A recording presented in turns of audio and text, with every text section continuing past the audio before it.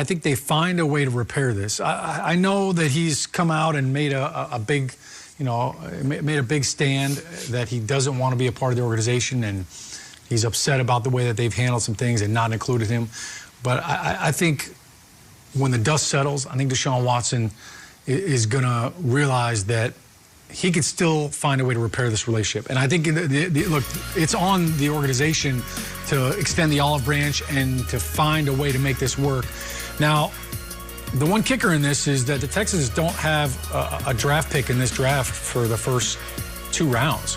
So they need some assets and they need some equity. But I think Deshaun Watson is just too good of a player. And I think if you're the Houston Texans, after just trading DeAndre Hopkins a year ago, I've said this before, if you are in management for the Houston Texans and you want to go out to dinner in the next couple of years and you want to feel safe eating your entree, you cannot trade DeAndre Hopkins in 1 year and then Deshaun Watson the next year and think that people down in Houston are not going to be upset. We just heard Eagles fans talk, upset about trading Carson Wentz. Deshaun Watson has been the face of the franchise, and not just on the field but off the field. He's been so impactful, and I just feel like it would be a total miss if the Houston Texans cannot find a way to repair this. Is the toothpaste out of the tube already? Like, it's nothing. I mean, repair what? Look, they might be upset with that, but what if they got Christian McCaffrey, Teddy Bridgewater, 3 first-round picks, and Robbie Anderson in a trade, which is all possible. That's how good Deshaun Watson is. At 25 years old, I think he's a top 5 quarterback in the league. I'm going to say I can't imagine them trading him. So I'm going to say he will be week 1. They'll have to figure it out. But gosh, he's not happy, and they have to make a decision before the draft. That's what I look at it as. Because free agency, this quarterback carousel is going to happen. You don't want that draft to go by, and then all of a sudden you're looking in May, and he really says, I'm not ever suiting up for you again. And then you got A.J. McCarron and nothing else on your roster because you didn't trade him. So to me, as of right now, February, I believe he will be, because I know, talking to people around the league, Nick Caserio, the GM of the Texans, he's not even picking up the phone. Like, they call the Texans up, and they're like, let's talk compensation. So they've drawn the line in the sand. He ain't going nowhere. He's not going anywhere. But it might not be his decision, because if Deshaun Watson, and you're saying he's making a big public thing, Deshaun Watson hasn't said crap publicly. I'm hearing this from his camp, and we hear from rumors and reporters, and when you have a mass blast of every NFL insider having the same report that he's requested a trade, it does come from his camp. And yet, if Deshaun Watson wants to take it to that next level and really get out of Houston, it's going to take him coming out and saying, I will never wear that jersey again. And that might be what pushes their hand. He hasn't done that yet. And until he does that, I think he's a Houston Texan. It's just too good a player to just trade, even if they've got a great package in return. Totally agree with you, Peter. And I'm not sure Deshaun Watson's going to burn bridges and do that. I know he wants to get out. He's requested to get out. I've always been under the school of thought is if a player doesn't want to be there, let him go. Eventually, it's going to permeate through your locker room. I think this Texans organization hasn't been run exactly right over the last couple of years. They've let some high-profile players go. Sean, to your point, yes, I think they do need to extend the olive branch, but because Deshaun Watson is the face of a franchise, he's such a good player, why haven't they consulted with him? Why haven't they talked to him like they said they would, like other organizations do franchise quarterbacks when you're making big decisions? Why haven't they done that if they deem him so high and Nick Caserio really didn't want to consider picking up the phone? I think he does play week 1 just simply because I think the team is gonna say, no, we're not going to trade you. You got to be here. You're one of the top 5 quarterbacks in the NFL. And I think Deshaun Watson, I think he loves the guys in that locker room so much that he will show up eventually.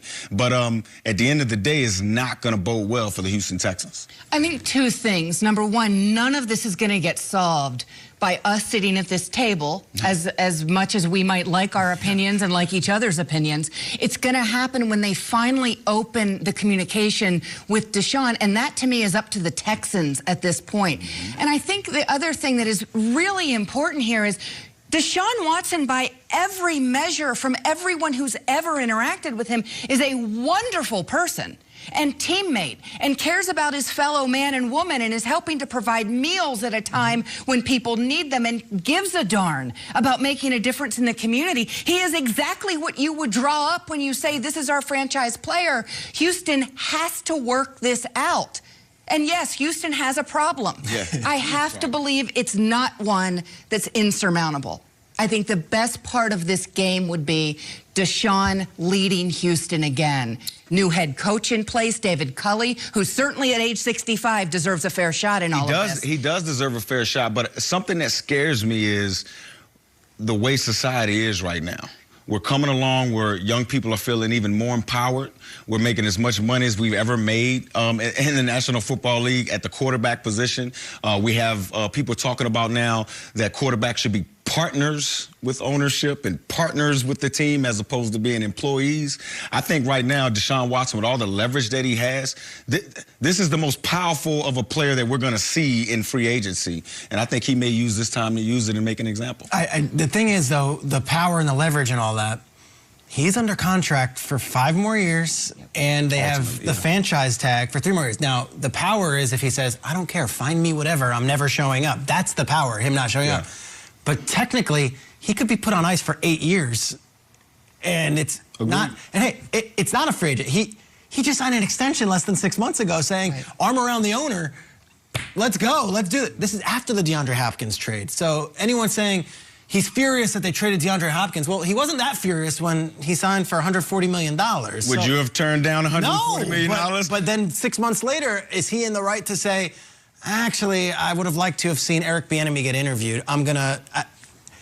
Teams do it all the time, Peter. You know it. I know. So now that players are now starting to get some power and do it, now it's a problem. I don't know if I agree with that, man. Because at the end of the day, again, players have power too. Yes, ultimately the team does because they're their ownership. They pay for everything. But at the same time, I do think Deshaun Watson has some leverage here. This will be not the last time. No. This is discussed at this table many times. 2021 offseason, here we are. Absolutely. Let's move on. Cam Newton held a youth football camp over the weekend and was filmed. I can't wait to see this one. Arguing back and forth with a young participant who was egging him on about being a free agent. Cam was heard repeatedly saying, "Let me talk to your dad." There you go. Instead of speaking or going back and forth with the child, I wanted to have a man-to-man conversation with his father. I have given my time, my energy, and my expertise to these kids coming into our program for over 11 years, Cam Newton said.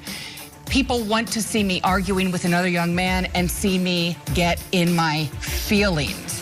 But the truth is, I impact kids' lives in a positive way, Cam continued. Make no mistake about it, I allow kids to realize they're out by using their football talents to get them to the next level, and in most cases, out of the hood. Again, Cam Newton's words. So with that being said, have yourself an unbelievable rest of your day, exclamation point. Exclamation point for sure. Guys, how do you think Cam handled that situation? And we'll go to the guy clapping. Yeah, great job, Cam. Great job. I run football camps throughout the state of Virginia. I run one of the largest youth football leagues in the state of Virginia, and I hear this stuff all the time. To me, this is not more of a reflection of Cam Newton and how he dealt with this situation. To me, guys, it's more of a reflection of society right now. Young people feel like because of, social media and the glitz and glamour of being in the National Football League, they feel like it's easy to get here. They feel like it's easy to do what Cam Newton has done because, sometimes he makes it look easy, right? And so at the end of the day, we have young parents raising young kids who eventually, when they see guys like Cam Newton, they start to express themselves, and they think that's cool. They think that's cool to talk trash to Cam Newton and go viral and all of those things, and they think that's going to get them a scholarship or make them more make them more eligible for a scholarship and things like that. Guys, that's not going to happen. Cam Newton doesn't have to be out there at a 7-on-7. He doesn't have to be out there. He could be doing a whole lot of other things, and which you didn't read. And Cam did say to the kid, like, "Why are you going back and forth with me, man? Like, I pay my bills. I'm good." And I think that's why Cam wanted to talk to the adult. Like, let me talk to your dad, man, because at the end of the day, I can only lose having this conversation. Yeah. I can't win. I'm either going to be disrespected by you or I'm going to go viral for disrespecting a kid. So I think Cam did a great job handling it. Maybe if it was me, maybe I probably wouldn't even engage with the kid. Okay, man, you win. Good job. A lot of times when you do that, you kind of silence the other side. But good job, Cam. You trust me, it will be more kids that are going to come at you like that. But I thought he did a good job. Yeah, I think Cam probably handled it better than I probably would have. I would have wanted to go over there and spank that kid, you know. Would that have worked? Don't do that. Would that have worked in O-line, D-line drills? Like, no, that maybe you could have did it. If I'd have did it, I'd have been locked up. We got shields, you know and we're punching people, and you know, you're putting your hands on people. So, you know, look, I hope this kid doesn't get glorified for this, because to your point, this is like the Twitter bullies that come out, or the trolls and social media. It's cool to like say something and bark while people are holding you back or you're hiding behind stuff. So, you know what, for Cam, I think he handled it really well. You know, and for him, look, he's learned the Patriot way. He went through a year with Bill Belichick, and he learned how to detach your feelings and your emotions. And let's be honest, Cam, people have come at Cam his whole career for what he wore in a post-game press conference, for how he handled certain things, not jumping on the fumble in the Super Bowl. Like, I mean, look, he's not new to the critics and to being harassed like that. So for him to handle that stuff, but I'll say this for kids, I think this is a great lesson. For all the kids out there, look, you want to go to a camp, you want to learn from these people, that's not the way to act. And I hope his parents can teach him, you know, that's not how you handle that stuff, and that he doesn't get glorified. I wonder if that kid, if it was Tom Brady out there, or Ryan Tannehill, or somebody else. Probably would talk to him no matter who. I don't think so. No? I think the fact that he has access to Cam makes him feel comfortable saying those things to Cam. Again, guys, I get it all the time. Well, here's how I look at it. It's like, and first of all, I don't run any seven. I love what you do in your offseason. If you guys don't know, Michael Robinson is one of the most active ex-players and NFL legends, community members to be doing these camps, and that's just incredible work with the youth. But I almost feel like it's patronizing us listing Cam Newton's accolades for this kid. This kid is not worth that. Like, I don't need to hear that Cam Newton, like I saw one of the tweets, like, Cam Newton's won a Heisman, an MVP, and went 15-1. He doesn't need to prove himself to anyone. Of course not. Like, he doesn't need to, it's like 15-year-old kid. So let's not even patronize Cam by even trying to list his references. When I was a kid, I went to a basketball camp. Anthony Mason, the late Anthony Mason was there, and I got to meet him. It was a